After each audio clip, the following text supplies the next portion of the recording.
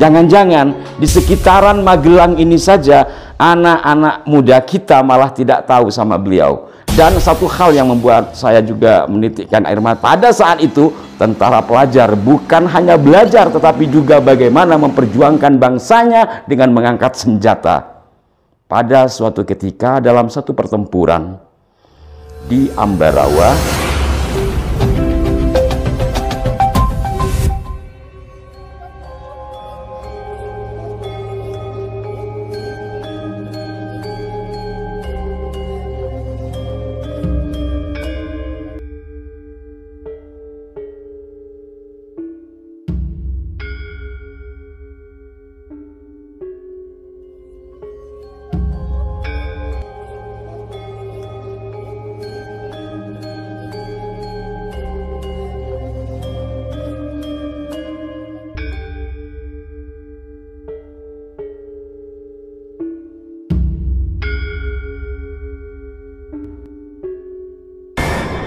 Assalamualaikum warahmatullahi wabarakatuh. Salam jumpa, salam sejahtera untuk Anda semua.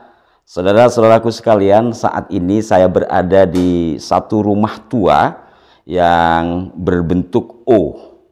Itu biasanya dalam analisa saya mengamati gedung-gedung tua dan buku-buku, biasanya pemilik rumah yang seperti itu adalah keluarga ningrat atau keluarga orang besar di masa lampau.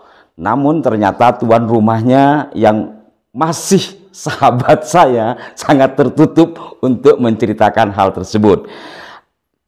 Dan pada kesempatan kali ini saya tidak membicarakan rumahnya atau siapa leluhurnya ke atas, apakah karena saya berada di daerah Magelang ya, apakah ke Danau-Ningrat, apakah jangan-jangan masih ke Ngayogyakarta Hadiningrat, wallahu alam, atau Surakarta Hadiningrat. Yang pasti saya kemudian tertuju kepada satu fakta sejarah, yakni adanya foto di belakang saya.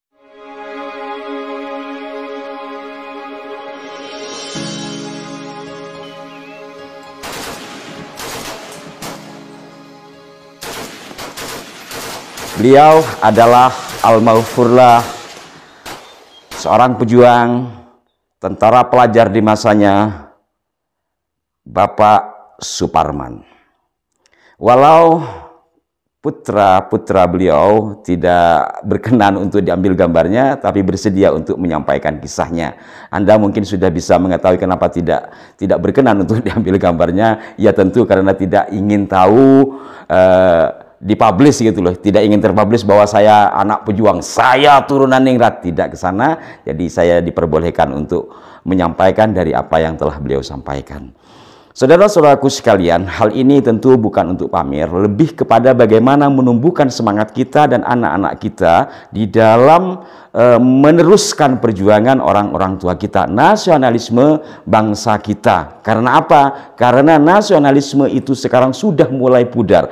Ketika berbicara masalah orang-orang besar, anak-anak kita lebih banyak mengetahui tokoh-tokoh luar ketimbang dirinya. Jangan-jangan di sekitaran Magelang ini saja anak-anak muda kita malah tidak tahu sama beliau. Sekali lagi, beliau adalah tentara pelajar yang terlibat dalam sejumlah peperangan dalam agresi Belanda yang pertama, termasuk juga yang kedua. Adapun medan tempurnya, dari informasi yang kami terima juga ada data foto yang kami juga lihat, diantaranya ada di Palagan Ambarawa, kemudian juga di Muntilan. Ketika kita berbicara Palagan Ambarawa, tentu bagi kita yang biasa membaca sejarah atau yang biasa menonton film perjuangan pada masa lampau, akan terbayang betapa heroiknya pertempuran pada saat itu.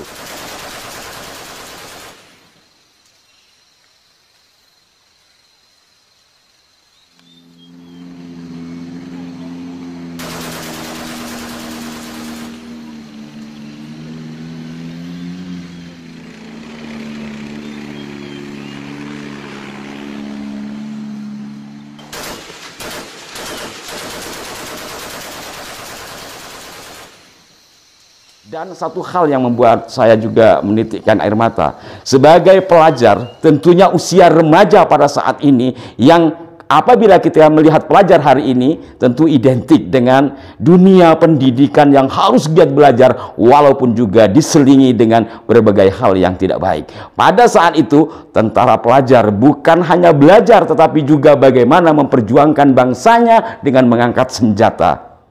Pada suatu ketika dalam satu pertempuran di Ambarawa, Pak Suparman bersama rekan-rekannya sesama tentara pelajar terjebak dalam kepungan dalam pengertian mungkin karena laras atau senapan yang dibawanya ya tidak terlalu paham untuk mengoperasikan, sehingga kawan beliau mengoperasikan atau menembakkan dengan bunyi yang sangat luar biasa sehingga mendatangkan Belanda.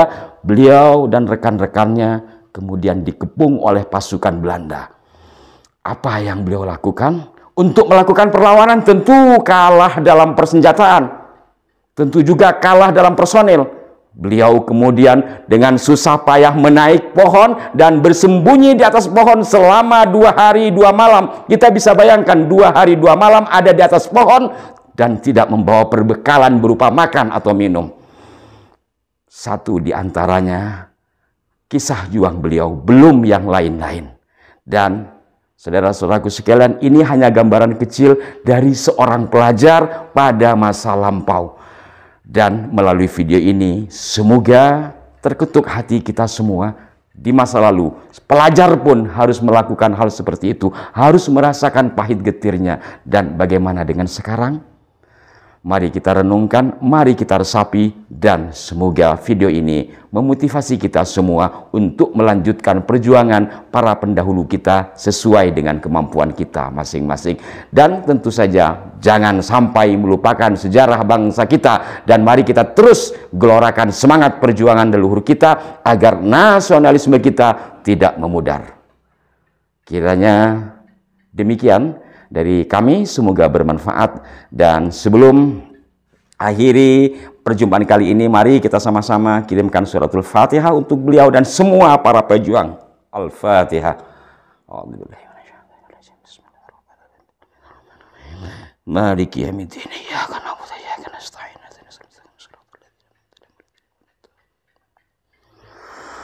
Terima kasih dan mohon maaf jika ada kekeliruan. Sampai jumpa. Wassalamualaikum warahmatullahi wabarakatuh.